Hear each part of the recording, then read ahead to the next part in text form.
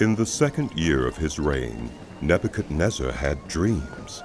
His mind was troubled and he could not sleep. So the king summoned the magicians, enchanters, sorcerers, and astrologers to tell him what he had dreamed. When they came in and stood before the king, he said to them, I have had a dream that troubles me, and I want to know what it means. Then the astrologers answered the king, May the king live forever. Tell your servants the dream, and we will interpret it. The king replied to the astrologers, This is what I have firmly decided.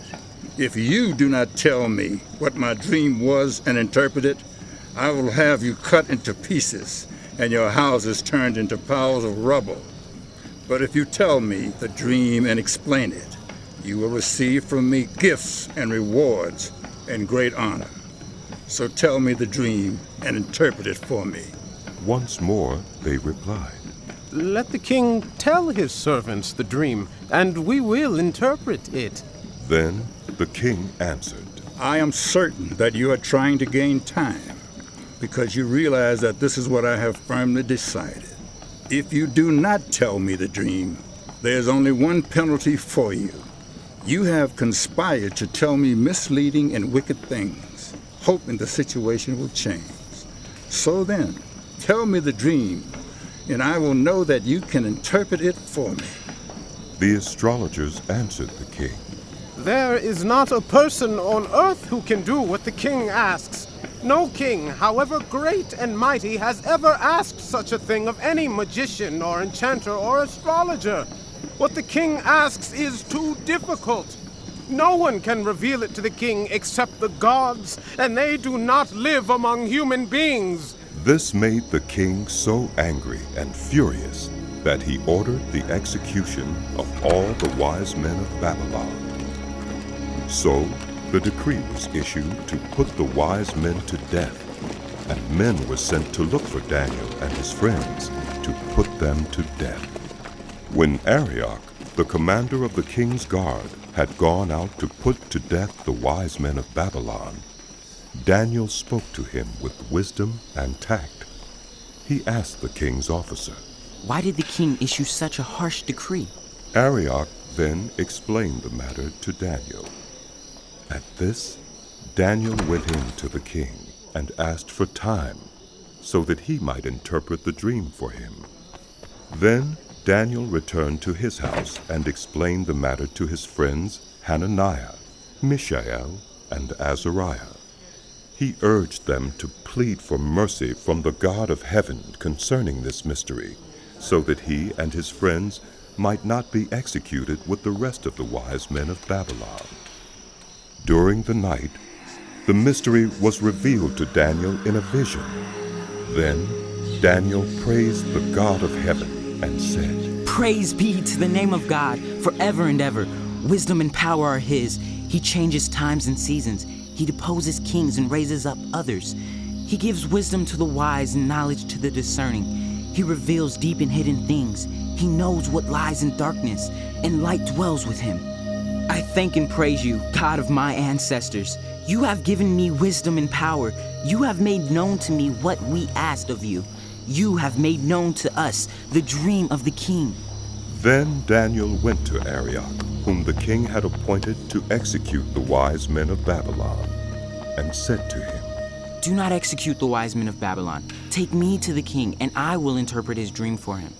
Arioch took Daniel to the king at once and said, I have found a man among the exiles from Judah who can tell the king what his dream means. The king asked Daniel, also called Belteshazzar, Are you able to tell me what I saw in my dream and interpret it? Daniel replied, No wise man, enchanter, magician, or diviner can explain to the king the mystery he has asked about. But there is a God in heaven who reveals mysteries. He has shown King Nebuchadnezzar what will happen in days to come. Your dream and the visions that pass through your mind as you were lying in bed are these.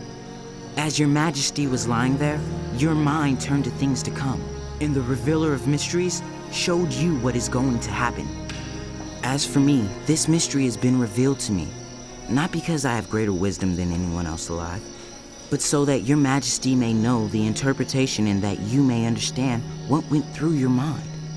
Your majesty looked, and there before you stood a large statue, an enormous, dazzling statue, awesome in appearance. The head of the statue was made of pure gold, its chest and arms of silver, its belly and thighs of bronze, its legs of iron, its feet partly of iron and partly of baked clay. While you were watching, a rock was cut out, but not by human hands. It struck the statue on its feet of iron and clay and smashed them. Then the iron, the clay, the bronze, the silver, and the gold were all broken to pieces and became like chaff on a threshing floor in the summer. The wind swept them away without leaving a trace. But the rock that struck the statue became a huge mountain and filled the whole earth. This was the dream, and now we will interpret it to the king. Your Majesty, you are the King of Kings. The God of heaven has given you dominion and power and might and glory.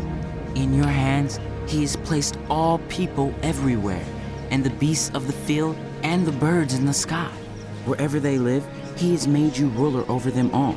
You are that head of gold. After you, another kingdom will arise, inferior to yours.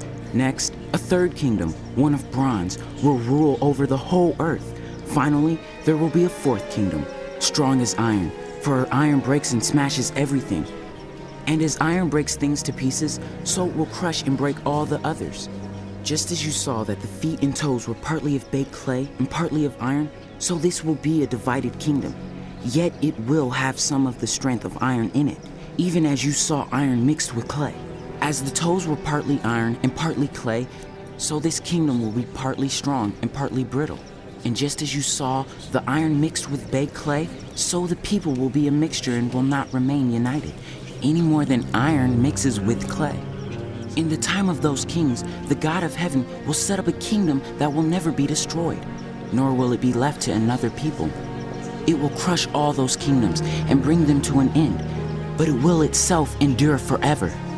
This is the meaning of the vision of the rock cut out of a mountain, but not by human hands. A rock that broke the iron, the bronze, the clay, the silver, and the gold to pieces. The great God has shown the king what will take place in the future. The dream is true, and its interpretation is trustworthy.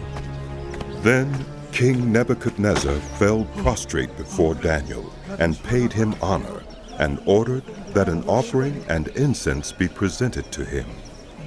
The king said to Daniel, Surely your God is the God of gods and the Lord of kings and revealer of mysteries, for you were able to reveal this mystery.